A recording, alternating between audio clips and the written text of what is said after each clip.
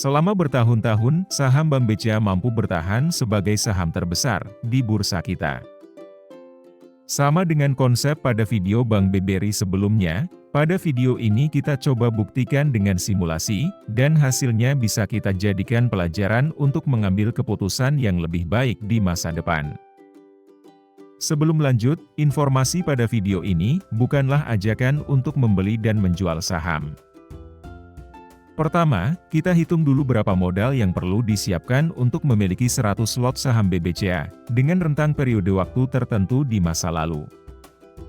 Kita awali dari, saat video ini dibuat harga saham Bank BBCA, masih bertahan di harga Rp9.825 per lembar saham.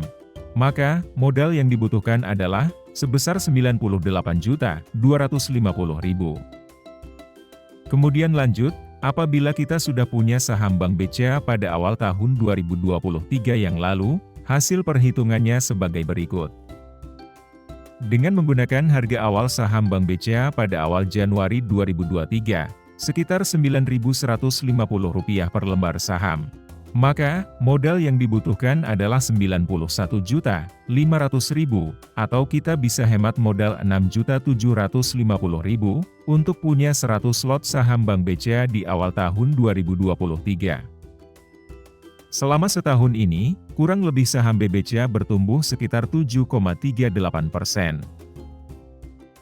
Kemudian lanjut, apabila kita sudah punya saham Bank BCA pada 5 tahun yang lalu, dengan menggunakan harga awal saham Bank BCA pada awal Januari 2019, sekitar Rp6.300 per lembar saham. Maka, modal yang dibutuhkan adalah Rp63.600.000-an, atau kita bisa hemat modal Rp34.640.000, untuk punya 100 lot saham Bank BCA di awal tahun 2019. Selama 5 tahun ini, kurang lebih saham BBCA sudah bertumbuh sekitar 54,46%, atau rata-rata per tahunnya menjadi 11% selama periode 5 tahun. Di akhir video ini, kita akan gunakan harga rata-rata ini sebagai acuan untuk simulasi harga saham Bank BCA di masa depan. Sekarang lanjut ke periode waktu 10 tahun. Dengan menggunakan harga awal saham Bank BCA pada awal Januari 2015, sekitar Rp2.600 per lembar saham. Maka, modal yang dibutuhkan adalah Rp26.100.000-an, atau kita bisa hemat modal Rp65.320.000, untuk punya 100 lot saham Bank BCA di awal tahun 2015. Selama 10 tahun ini, kurang lebih saham BBCA sudah bertumbuh sekitar 249,50%, atau rata-rata per tahunnya menjadi 25% selama periode 10 tahun ini. Untuk periode waktu yang paling lama, di sini saya gunakan dari data 15 tahun yang lalu.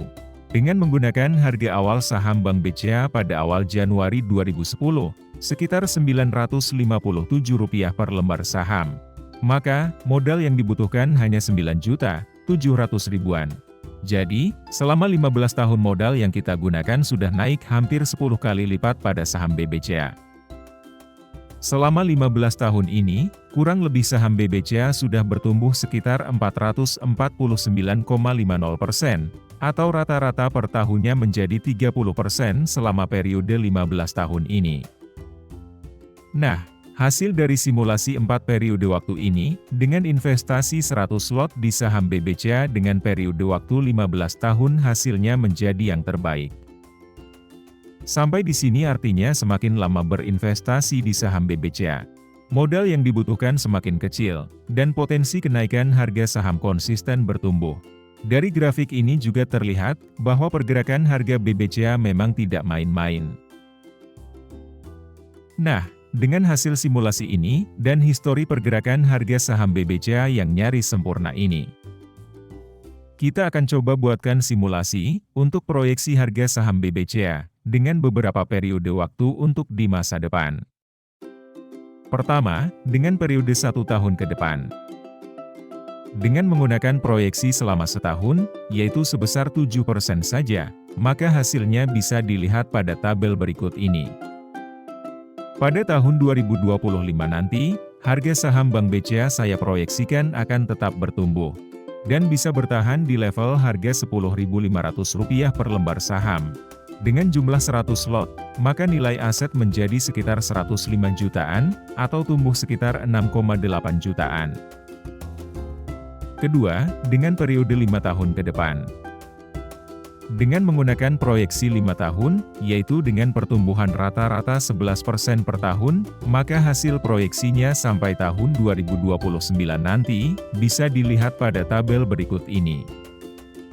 Pada tahun 2029 nanti, harga saham Bank BCA saya proyeksikan terus tetap bertumbuh, dan bisa bertahan di level harga Rp16.500 per lembar saham. Apabila kita masih punya jumlah 100 lot, maka nilai aset akan menjadi sekitar 165 jutaan, atau tumbuh sekitar 67 jutaan, atau sekitar 68,51%. Kemudian yang ketiga, dengan menggunakan proyeksi selama 10 tahun, yaitu rata-rata pertumbuhan sebesar 25%, bisa dilihat pada tabel berikut ini. Dengan pertumbuhan rata-rata 25% per tahun, pada tahun 2033 nanti, harga saham Bank BCA saya proyeksikan bisa bertahan di level harga sekitar Rp73.200 per lembar saham.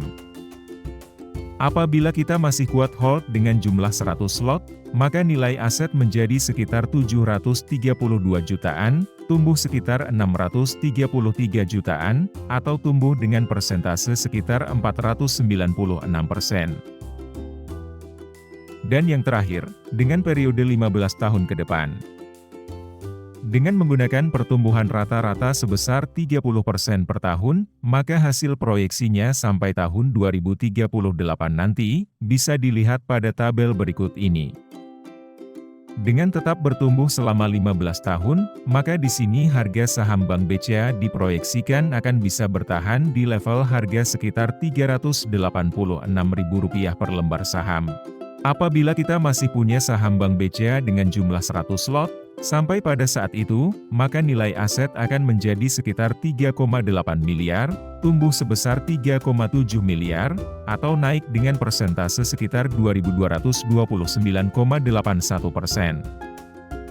Tentu ini akan jadi hasil yang sangat fantastis. Nah, sampai di sini, apakah proyeksi ini masih masuk akal? Silahkan tulis pendapatmu di kolom komentar. Dengan melakukan simulasi menggunakan data histori di masa lalu, terbukti saham Bank BCA menjadi salah satu saham terbaik di Indonesia, yang konsisten terus bertumbuh dengan baik. Dengan beberapa periode waktu yang kita gunakan ini, tentu semakin panjang hasilnya akan semakin baik. Kemudian dengan simulasi proyeksi untuk pertumbuhan saham Bank BCA, dengan menggunakan rata-rata persentase di masa lalu, saya rasa masih masuk akal. Meski hasilnya pasti tidak akan sama persis, namun akan jauh lebih baik daripada kamu bayar cicilan pinjol, atau ikut kecanduan judi slot. Tentu, tantangan yang dihadapi Bank BCA di masa depan masih akan berat, dan salah satu kelemahan Bank BCA adalah, dividen yield-nya yang tergolong sangat kecil, dibandingkan dengan bank besar lainnya, sehingga di sini saya tidak jadi menampilkan hasil dividennya. Di video selanjutnya, kita akan simulasikan saham Bank Mandiri dan Bank BNI dengan menambahkan akumulasi dividen. Semoga kamu bisa belajar sesuatu dari video ini. Terima kasih sudah menonton, dan sampai jumpa lagi pada video selanjutnya.